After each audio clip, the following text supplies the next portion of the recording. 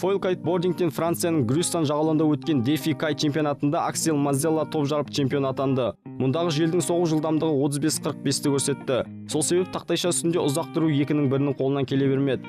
Биыл 4-ші мәрте ұйымдастырылып отырған чемпионатқа осы жылы әлемнің түкпір-түкпірінен 300-ге жуық спортшы келді. Жергілікті кайтерлер мекеннің әр нүктесін біледі. Осы үрдіс қатысушыларға көп көрмені тигізері анық. Бәйгенің жалпы қорытындысы бойынша үздік үштікті аяқтаған Джоффри Маскарел кезекті раундтардың бірінде желдің соғу көрсеткіші 55-ке жеткен өзінде біразға дейін шыдас беріп тұр. Бұл жарыстың ең үлкен жетістігі болып саналады. Нәтижесінде Мазерел бір рет мәреге бірінші жетіп, қос мәрте екінші орынға келді. Осының арқасында ол жеңімпаз атанды. 18 жасар спортшының болашағы жарқын екендігі айтпаса да түсінікті. Әйелдер арасындағы бәсекеде Алексия Францелли қарсыластарын қапы қалдырды. Жалпы есепте ол мәреге 56-шы болып келді. Бірақ бұл көрсеткіш жарыстағы басты бәсекелес саналған Мари Гутер мен Нади Понцептің әлде қайда жақсы еді. Қадірмен жанкүйерлер, экстрим спорттың кезекті саны осымен өз мәресіне жетті. Аман сау болыңыздар.